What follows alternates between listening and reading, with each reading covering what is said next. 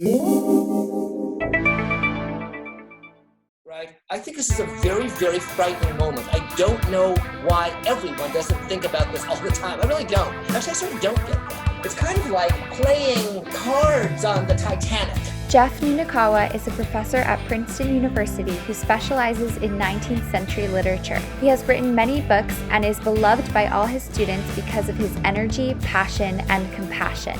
In this interview, we discuss his love for 19th century literature, his exceptional ability to connect with students, his biggest weakness in teaching, his daily schedule, his extraordinary caffeine usage, his views on the recent discourse at Princeton, his greatest fears, his views on vanity, his obsession with taking pictures of Mobile Mart, and his upcoming parent book. We also talk about coping with anger and other emotions, and he gives relationship advice to young people that he was never able to follow himself. You specialize in 19th century literature. I'm wondering, what do you love about it, and how did you originally get into it? It all started with Dickens. Mostly it was like the really weird minor characters in Dickens. There's like a malicious little person called Quill in the Old Curiosity Shop. He's got this weird ass relationship with some kid they're constantly beating up each other. And you would say it was sexual, except it's so not sexy in any way. And it's just all of this kind of sludge and innovation and malice and the opposite of malice and love and all these super minor characters where I think Dickens was his most charitable, his most profoundly kind. Because what you come away with from the sense of these minor characters is that everybody is entitled to her delusions. That is to say, the very private nature of these characters meant they weren't hurting anyone. They were just going about their business. And that's, to put it really, really kind of cheaply, inexpensively. Another way to say it is the dignity which Dickens accords these minor characters at first just seems sarcastic, but then you realize, no, he's not just being sarcastic. What he's saying is everybody deserves to be able to think of their life as a good life.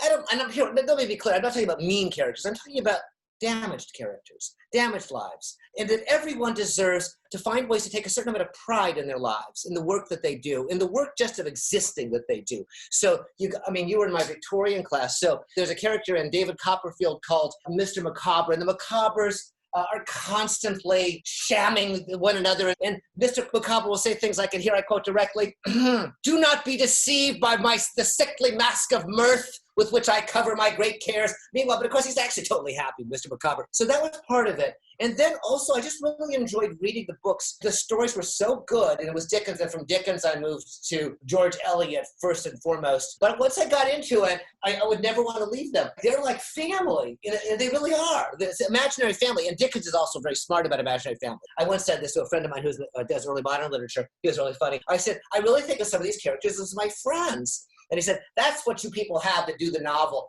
See, if you're doing like Spencer, you're trying to think of them as like it's like trying to curl up and get warmth from an algorithm, an allegorical character, which is sort of true. That is exactly true. I was just thinking about this the other day. I was like, you get to a point where, and you'll find this, I know you must have already found this to some extent, Melanie, given your line of work, that eventually your taste and the things that you've decided on in your life, maybe the partner you have, maybe where you live, what you do, how you do it, you're so thoroughly invested in these things. Like, how did I first get into it? Almost like, I don't know. I don't remember a moment when I wasn't into it. Do you know what I mean? Well, it's a little bit like, what's Emerson, Montaigne's great line about friendship. It's like a cliche, but it's cliche for a reason. Montaigne says, why am I friends? Why are we friends? Well, in the end, because he was he, and I am I, right? So how did I get into it? We were made for each other.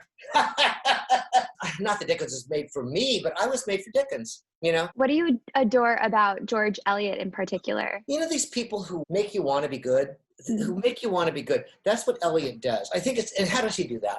Because she's really good about knowing and forgiving in advance all the ways in which you're not good, right? All the ways in which, one way or another, you're a dick, or you're just sort of not adequately sympathetic, or you're mostly just tired, or you don't experience, the kind of virtues of other people with unalloyed delight. Sometimes you just feel envious and jealous, this, that, the other, because she's so good at describing these things. And she describes it with such both precision and humor and compassion. You want to be that person, and you want to be around that person.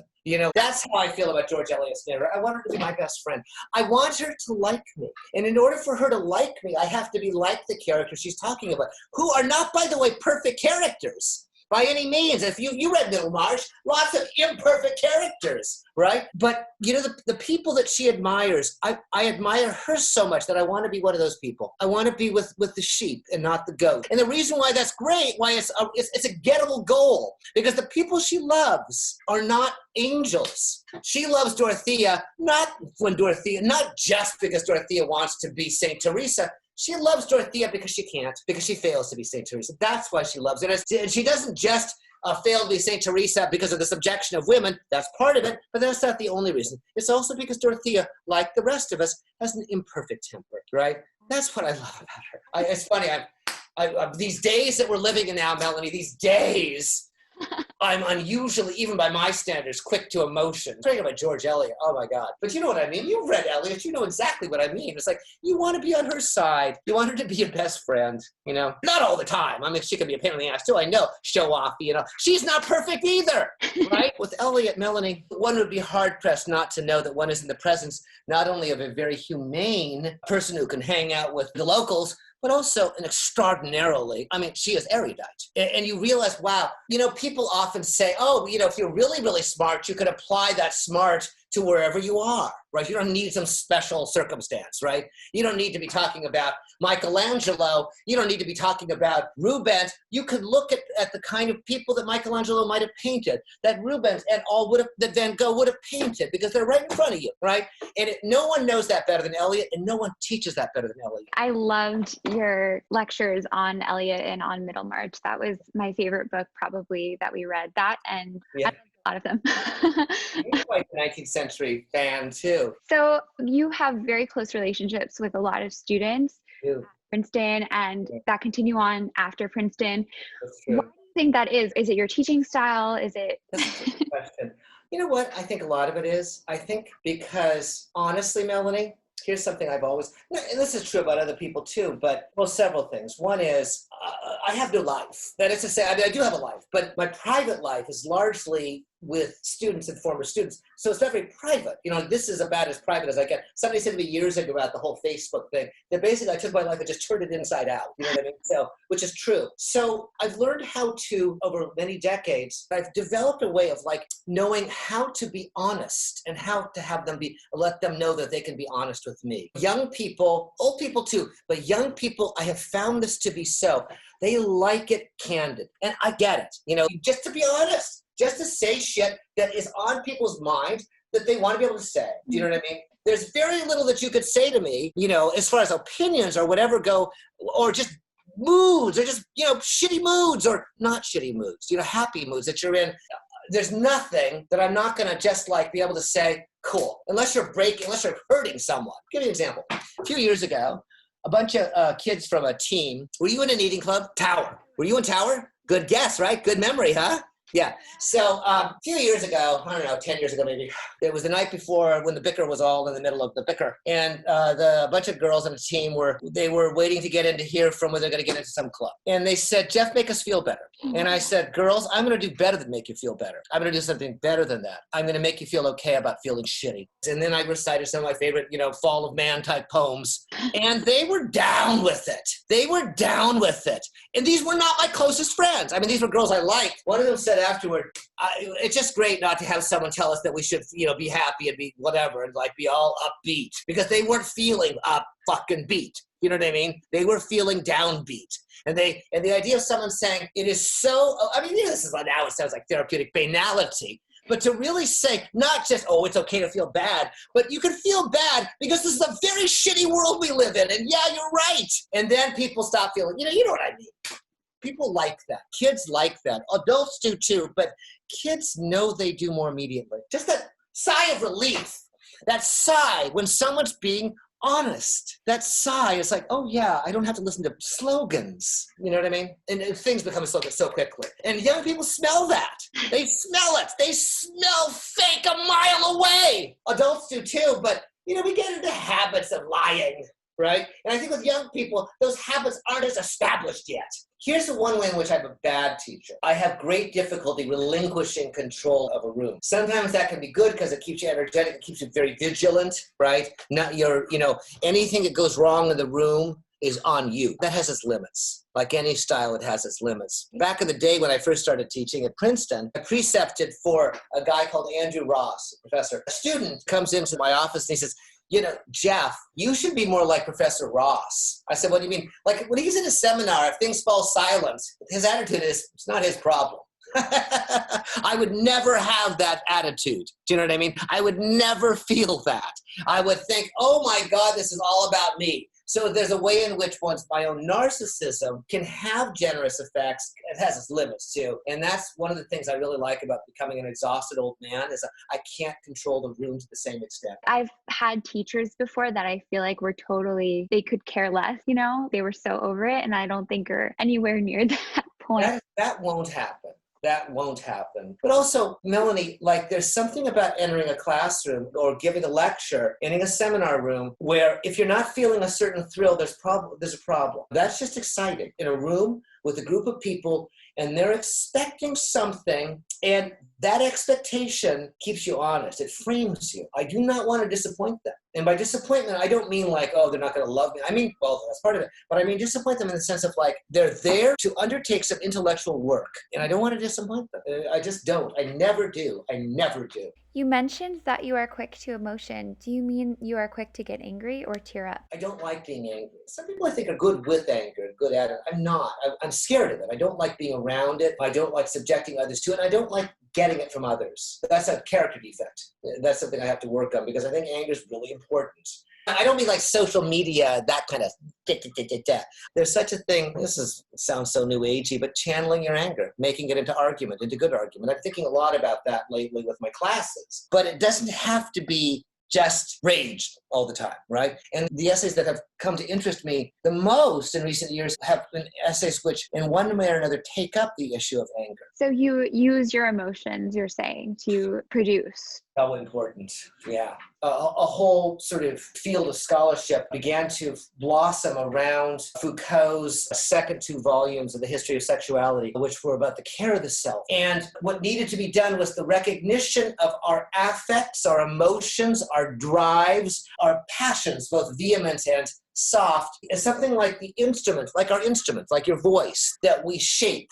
That all of us have an enormously important artistic task, which we must undertake, or we're going to sink under the weight of our own emotions. And that is learning how to not deny our emotions, but cope with them, convert them into other things, more or less openly. You needn't ever be afraid of your emotions. It's like what that little boy says in The Sixth Sense. He sees dead people. It's a source of great terror for him. And the therapist finally says to him, why don't you ask them if there's something they need from you? Why don't you ask them if you can help them? And that sense of having that attitude toward your own emotions. Clearly, what's happening, the real answer to that question is, I don't know. Right? It's like these emotions are speaking to me, but they're speaking allegorically. It's not a tongue I know, right? Immediately, I have to learn it. It's funny to think of our emotions as dead people, ghosts kind of floating around. Precisely.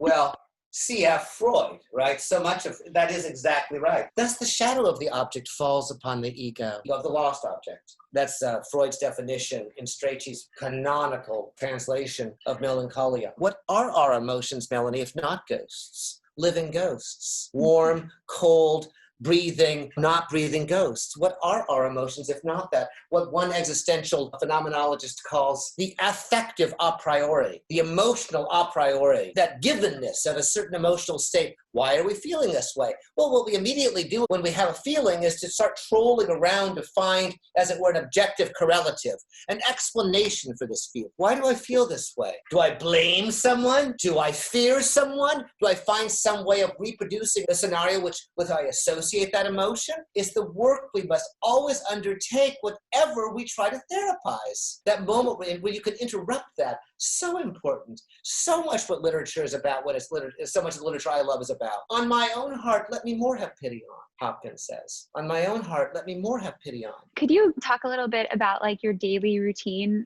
So here, I'll show you my daily routine a little bit too. Okay, so here I get out of bed, and then I come here, and I do 100 push-ups. There. And then I do 100 squats, and then I look out the window. Then I look at the TV for a few minutes, cry at the news, then have my shakes, and then come in here, and then I work or I go for a run, and then I'm working on my book or on my classes, and then I go for another run, and then often I work out with this trainer I have. Sometimes I do yoga on the roof. And then I write letters, and then I make my modest dinner. Put back Amy's macaroni and cheese, put a little lettuce and an apple, because you get to be old, and fiber is everything. Fiber is everything. And that's what I do. And then I'll watch an old movie, usually at night, gossip with some friends along the way, talk to students. Everywhere I go, I run into students. A run that's going to be like a 20-minute run turns into a 3-hour run because I run into half the class of 2016. I like that. I'm a very lucky man in many ways, and that's not the least of them. You drink a lot of caffeine. Is that still true? Yes, although a tiny bit less than I used to, only because I'm getting all mindful with the yoga. Maybe 3 or 4 Diet Cokes an hour. Kidding. But I still drink a lot, but I'm not in the same way. And it's fundamentally my only real substance. Because they started, oh, hey, cute dog. What's the name of the dog? Hi. What's your name? Cute. This is Frosty. Oh my God, of course it is. Oh my God. Hi, hey, Frosty. Yo, hey, Frosty. Hey, Frosty. Hey, honey. Hey, Frosty. Frosty. What kind of dog is Frosty? He's Havanese. Oh, right. So clean. What's his name? Frosty. Well, you keep him so clean. I'm so impressed. My mom has a Shih Tzu. Hi, Frosty. I love Frosty. He's adorable. This is fun. I like this. Yeah, me too. It's so great to speak to you. Yeah, I really think so too, Melanie. It's a real joy. Oh, there was a rumor, I was going to say, when Frosty started climbing on me, there was a rumor that you used to drink 2 Red Bulls for breakfast or something like that. That's true. Back in the day, before I was the head of college, I would have, just the small ones, the little Diet Red Bulls and an apple. And I kept them right next to the bed. So that way, when I woke up, I didn't have to do anything except grab the Diet Red Bull and the apple. Then I had enough energy to get to the bigger Red Bulls.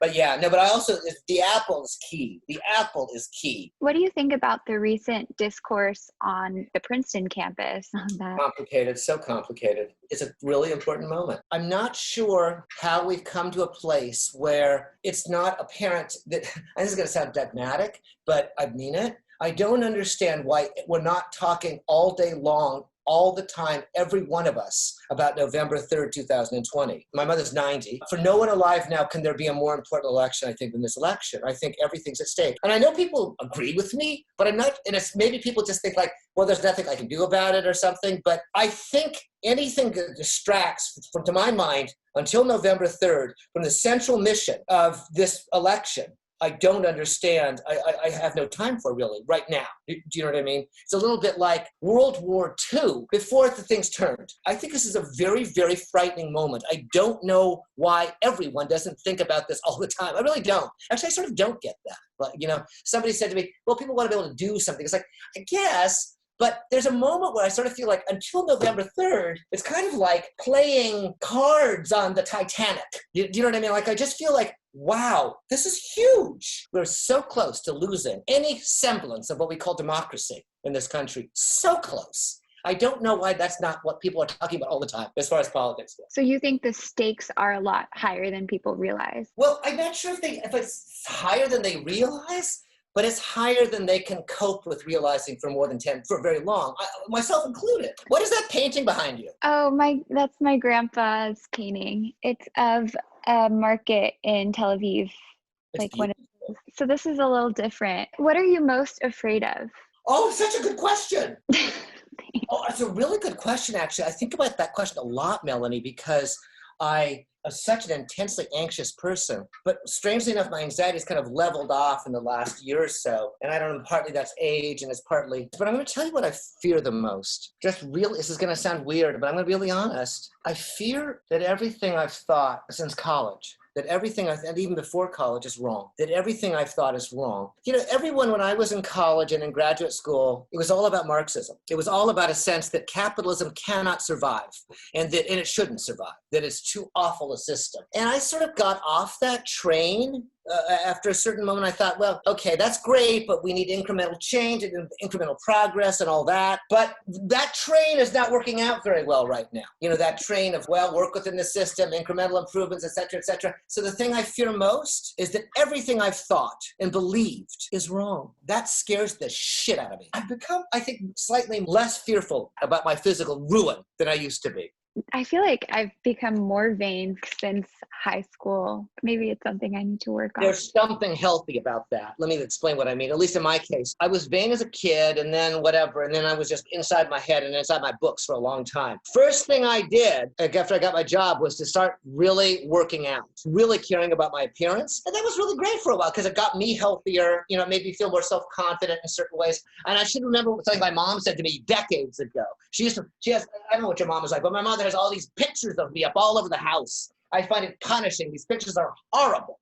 I said, Ma, I hate these pictures you put up of me. And she said, why? I said, because I look terrible in them. She said, that's because you're vain. That's just the way you look. Face it. That's what she says.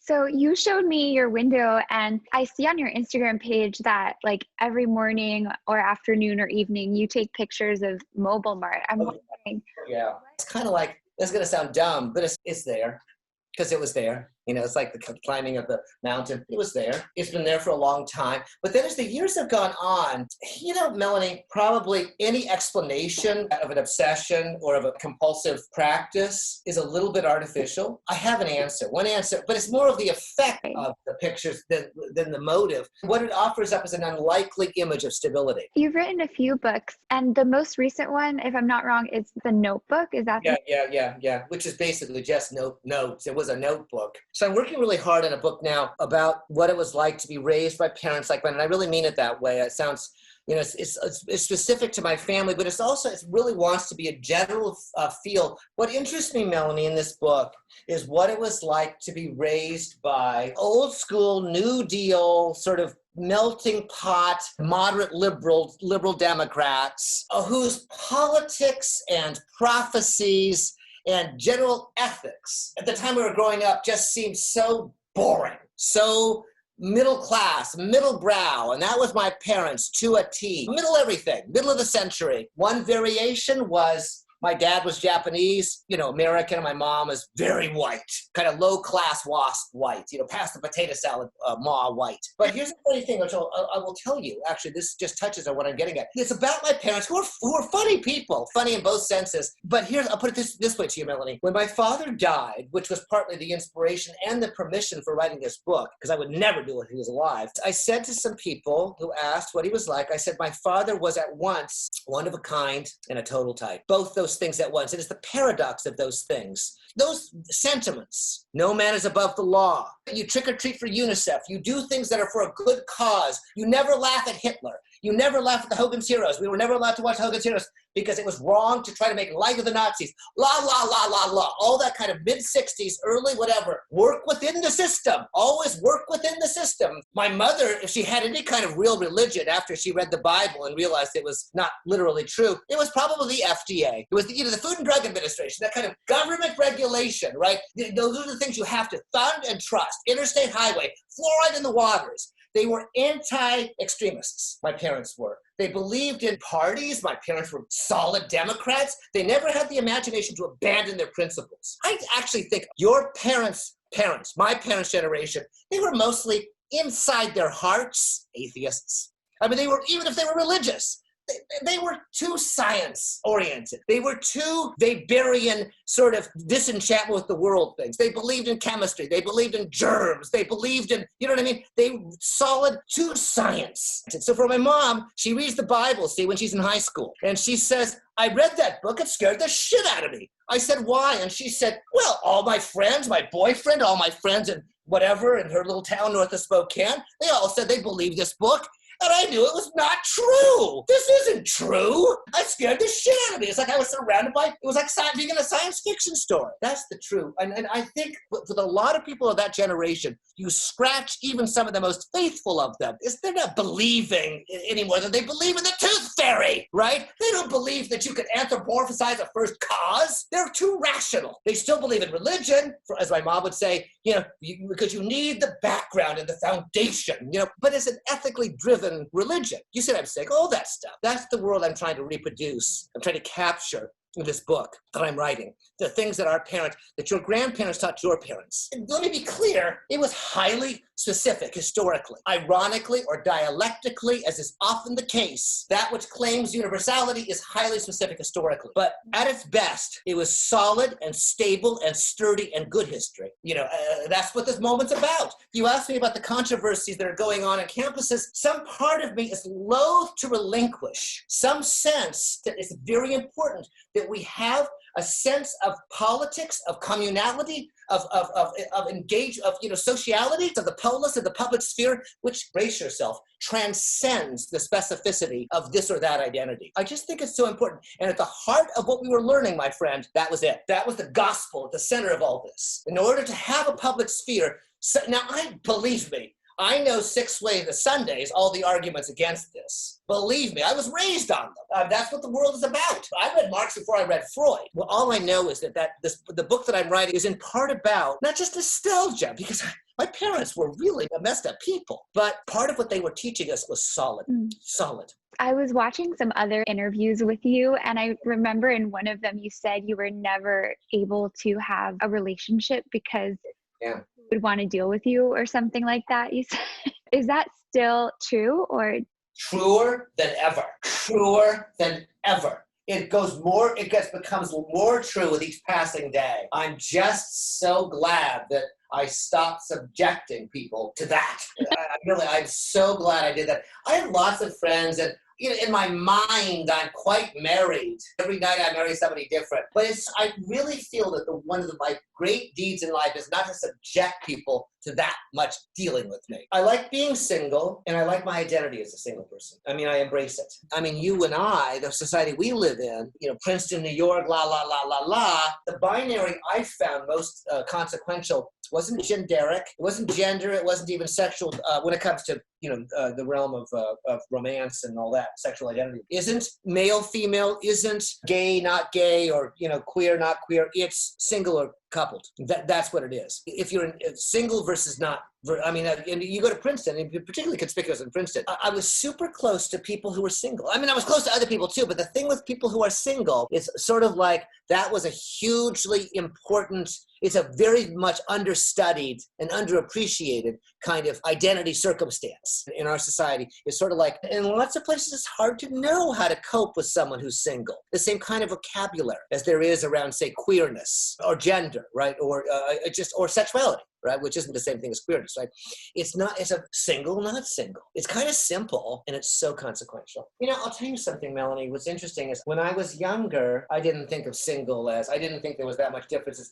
But I think partly what happens is it becomes much more of a kind of sense of identity, a settled sense of identity when you get to a certain age. I can almost hardly remember what it felt like to be in a relationship, to feel that connected to another person, connected that way to another person. It's also strange because when you're dating someone, you don't know if you're going to be connected forever. Right. It's almost like there's a time limit, potentially. Yeah. It's not the same way with other types of relationships. Right. I was never very good at not imposing my stuff on somebody else, not expecting someone else to rescue me, and not expecting to rescue someone else. I'm not good at it, And somebody like 30s asked me recently what advice she would give to someone her age. And I'd say, if I would been able to take the advice that I would give now to you, maybe I'd be in a relationship. Because it was mostly about how do everything you can to disentangle your own shit from the other person. Not to say that we're not constantly engaging and bumping against one another, but there has to be a moment where you say, okay, that's them and that's us, but this is me. And I got to pull back and not just examine my shit, but take some comfort in my own solitude. even when you're in relationships. In fact, my friend, especially when you're in a relationship. I mean, these are cliches, but they are hard-won truths also. It's easy to say, though. I have so much empathy and admiration for young people starting out with all this. A future doesn't have to, but it probably will include for you a partnership. And it's important to be able to know that. I loved our questions, though. This is so funny. I'm so tired tonight, but I so enjoy talking to you. Aw, I've always loved your energy. It's so funny. I was expecting it to be like 20 minutes, and here we are, an hour and 45 minutes. I love it. Thank you so much for taking the time to do this. It was so great talking to you. Real joy, Melanie. Let's stay in touch. That was the brilliant Jeff Nunokawa. If you enjoyed this video, give it a thumbs up and subscribe to my channel for more.